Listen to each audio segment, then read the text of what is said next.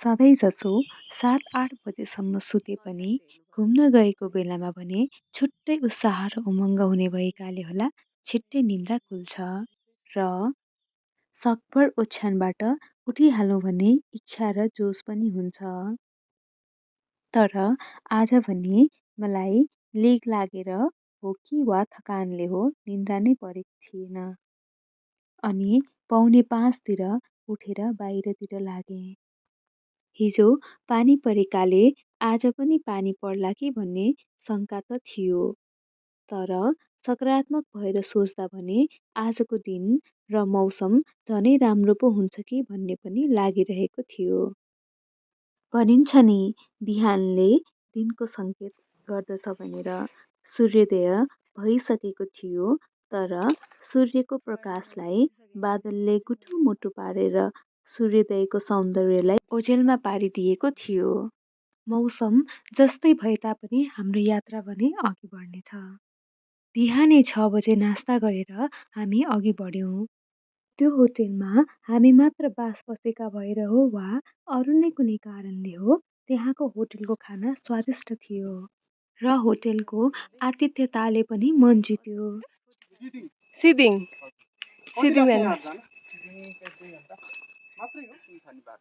कसले हो त हामीलाई अस्ति नै हामी आथिमा अप्ठ्यारो छ त्यता नजानु भने सबैले भनिरहेको थियो कि हामी आउने बेला ए त्यही त नि क्याम्पमा चाहिँ टन्नै होटेलहरू छ रहेछ हैन।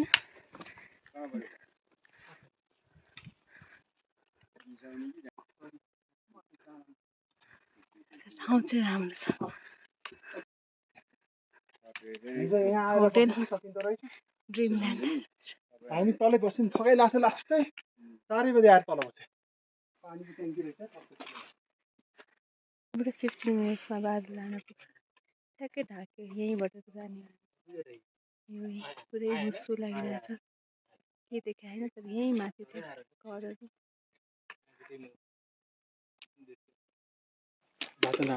यहीँ बादल हाडे यहाँनिर देखियो ल बादल हाडेको बल्ल। हामीले यात्रा चाँडै सुरु गरेका थियौँ ताकि आजको गन्तव्यमा समयमा नै पुग्न सकियोस्। तर केही समयपछि मात्र थाहा भयो कि हामीले घडी होटेलमा नै बिर्सेछौँ। त्यसैले हामी छिट्टै निस्किएको खासै अर्थ नै भएन। हामी घडी लिन होटेलमा फर्क्यौँ र फेरि यात्राले निरन्तरता पायो। रेस्ट क्याम्पबाट करिब 2.5 घन्टामा हामी लो क्याम्प पुगेका थियौँ।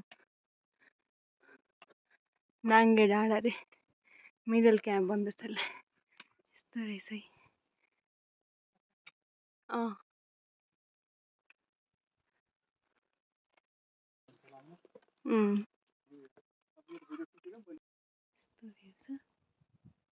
यो बादल डाँडा हो।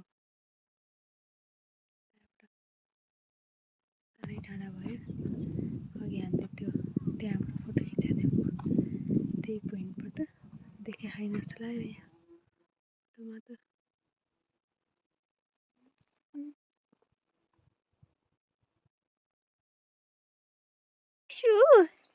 के गरेको हो तिमी?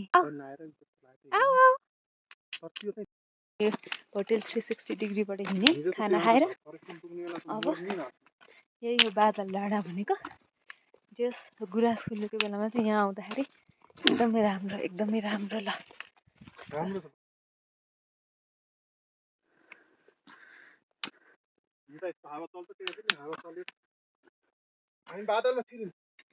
छिर्यो हो सलप्पै छिर्यो तिमी बादल।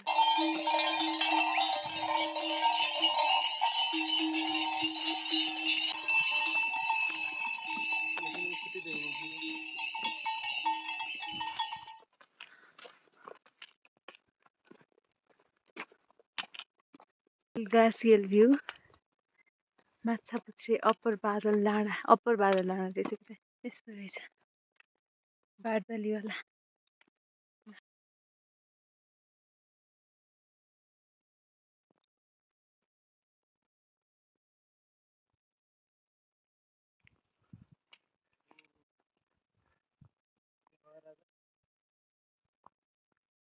चिलाइरहेछ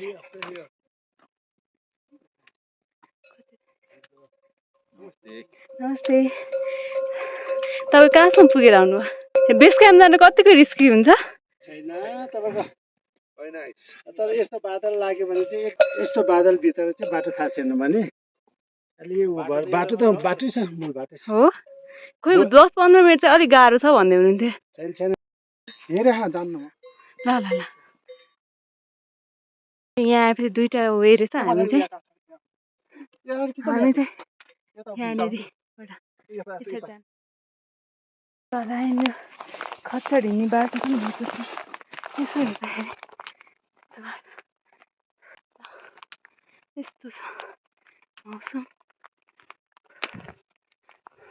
ल हामी हाई क्याम्पमा खोइ होटल मार्दिक हामी बस्ने त यसमै हो। छैन यहाँ लेखा मात्रै छ। हामी यहाँ हाई क्याम्पमा आउँदा बित्तिकै व्यापक पानी परेको अवस्था।